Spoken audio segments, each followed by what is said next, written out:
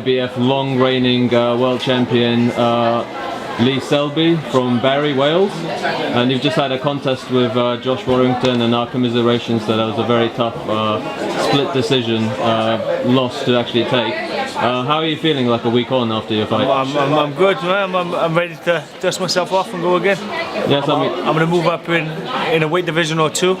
It's been a bit of a struggle getting down to the 9 stone limit for the past few years, and my last few performances reflected that. But I had to keep trying to stay at featherweight, trying to chase the big fights. Unfortunately, that didn't happen. Now it's time to move up in weight and move on in my career. And in terms of making weight, and how much of a struggle has it actually been?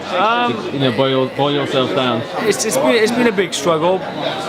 But again, I had to keep doing it to try and chase these big fights. There were some massive fights to be made at featherweight, but it wasn't to be. So I'm gonna move up and move on. It wasn't as bad as what we've seen with Chris Cyborg in MMA, when she literally had to be in a boiler suit inside of a sauna, and because that seemed excessive, really bad. I wouldn't like to say what I have to do to make weight, but it is difficult, and the plan.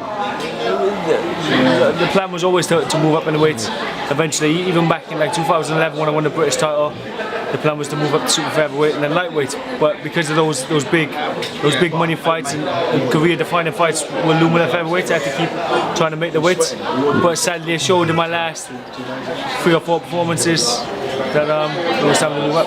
I mean, we've checked your record, of course, on BoxRec. We watched you box live as well, and we knew that you won your belt against Evgeny Gradovic, who was a very tough competitor. He was trained by Robert Garcia of Oxnard, California, and that was like probably your biggest night in terms of becoming world champion. And do you believe now you can actually move up a weight class or two and challenge some of the sort of the belt holders there? I know at a higher weight division I can definitely win a world title. You know, when I'm in the gym, like sparring at a higher weight, everybody I hate, if I catch them clean, I know I've hurt them. Down to 9 stone, the punch power is not there. And so your actual punch power increases up as you go up. Massively. Like in the gym, I'm known as like a puncher. In my contest at featherweight, I'm known as a non-puncher. So hopefully I can move up in weight and show the best of myself at the higher weight division.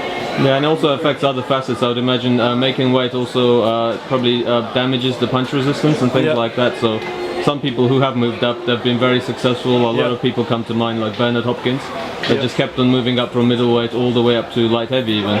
And there's been others as well. So you're literally now going to find the biggest fights out there. I mean, what are some of the names that you sort of look to make a fight with?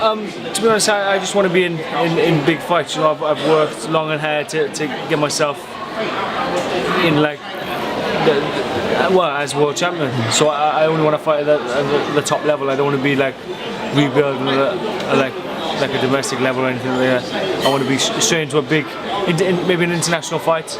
Then I look for a final eliminator and then box for a world title again. I mean, people were mentioning Carl Frampton, the Jackal, so he's sort of been mentioned. And is he a fighter that you would maybe look to actually make that fight in the future? I've heard he wants to move up in weight eventually too. So if he does move up in weight, there'll definitely be a fight. So you can sort of meet, because that would be a very big domestic clash. Pretty much Northern Ireland versus Wales it would be. South Wales, Yes, of course. And is there any particular fight of yours that you remember as being sort of your best performance? Maybe when I boxed over in Belfast on the same card as Carl Frampton, I boxed Martin Inzi. At the time he was a great fighter, and that was probably one of my better performances. I did a bit of showboat and I boxed nice. I got a great win, so that was maybe one of my better performances, I think. And in terms of any of the venues that you've boxed at, what was your favourite venue itself? Definitely. To be honest, I like boxing. My first couple of pro fights, I boxed in Newport Leisure Centre. Only a couple of hundred people. No TV, no money, but the atmosphere was great. And then apart from that, it'd have to be the O2 Arena, boxing on like the Anthony Joshua shows. Of course, like yes, Anthony Joshua is the 20,000 people in attendance. Yeah, AJ's the sort of the cash cow of British boxing, so it's one of the biggest names. And do you believe that fight with Wilder will ever be made? I think so, yes. But they eventually are going to come to terms and agree, because there's just too much money on the table. There's too much demand in the fight from the public. So everybody wants it, from the US all the way to the UK. And do you have a message to to your fans and supporters both in the UK? Just keep following me, keep supporting me. I promise you, I'm the world champion again. And when do you sort of look to be back? Sometime later this year? Yeah, definitely. September time, I'd like to get straight back in. Apart from the cuts I suffered in the last fight, I'm good to go again now. Yeah, I mean, it shows us a lot of character that you've come only a week later, all the way down, from us to meet your fans, and definitely we think that you can sort of bounce back and be successful in your endeavours. And one last thing we wanted to ask: when you go back home and you sort of relax, we've seen your fighter by trade.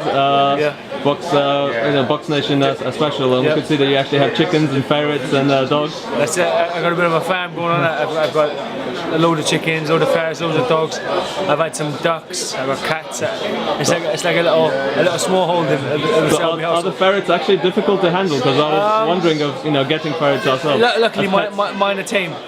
But if they haven't been handled well, when they bite you, you'll know about it. So you just have to watch your fingers. You've got to watch your fingers. Well, I'm okay. It's the kids poking their fingers in the cage. That's what you've got to watch for. Fantastic. Lee Selby, thank you so much for the interview, and we look forward to seeing your career develop further. Thank you very much. Cheers.